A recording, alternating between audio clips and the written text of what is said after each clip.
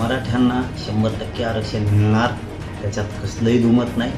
तुम्हाला हळूहळू करून मराठवाड्यातले सगळे मराठी 2-4 महिन्यात, 6 महिन्यात, वर्षाच्या आत सगळे मराठी आरक्षणात गेलेले हैदराबादच्या गॅजेटनुसारच दिसतील। मराठा समाजानं ही संभ्रम निर्माण करून घ्यायची गरज नाही।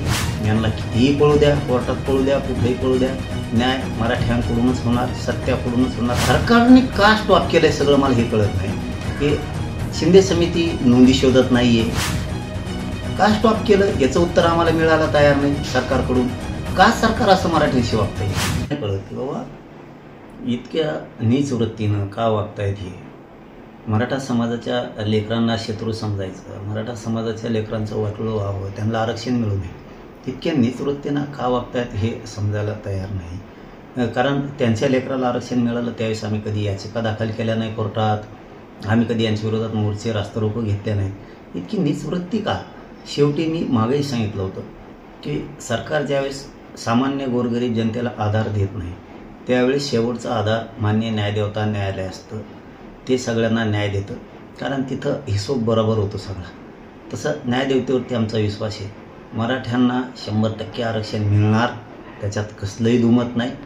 तुम्हाला हळूहळू करून मराठवाड्यातले सगळे मराठी 2-4 महिन्यात, 6 महिन्यात, वर्षाच्या आत सगळे मराठी आरक्षणात गेलेले हैदराबादच्या गॅजेटनुसारच दिसतील।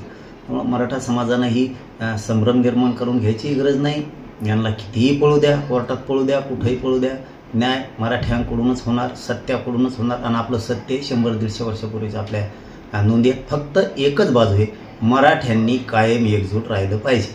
आणि सरकारलाही माझं सांगणं आहे की बाबा मान्य न्यायदेवता न्याय देत आहे, सगळं करत आहे, आम्हालाही गोरगरिबांना न्याय देण्याच्या भूमिकेत न्यायदेवता आहे, परंतु सरकारने का स्टॉप केलंय सगळं मला हे कळत नाही।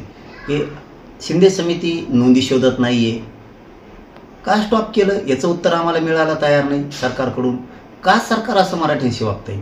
हैदराबादचा JR काढलाय, त्यानुसार मराठवाड्यातही नोंदी किंवा प्रमाणपत्र दिले जात नाही।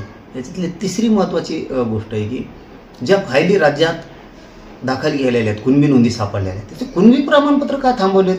उदाहरणार्थ एकच द्यायचं ठरलं तुम्हाला तर गंगापूरचं उदाहरण की तिथल्या फायली का थांबवल्या, नांदेडच्या का थांबवल्यात, परभणीच्या हिंगोलीच्या का थांबवल्या, बीड धाराशिवच्या का थांबवल्यात? मला हे कळत नाही असं का वागतायत म्हणून। सरकारला पुन्हा मराठी रस्त्यावरच उतरलेलेच बघायचेत का? आता मराठी अशा तशा नाही उतरणार, आता मागं नाही सरकणार, हे लक्षात घ्या। आमचं म्हणणं आहे शिंदे समितीला नोंदी शोधायला लावा, प्रमाणपत्र द्या, ज्या पूर्वी नोंदी शोधलेल्या आहेत त्याचे प्रमाणपत्र व्हॅलिडिटी लवकर द्या।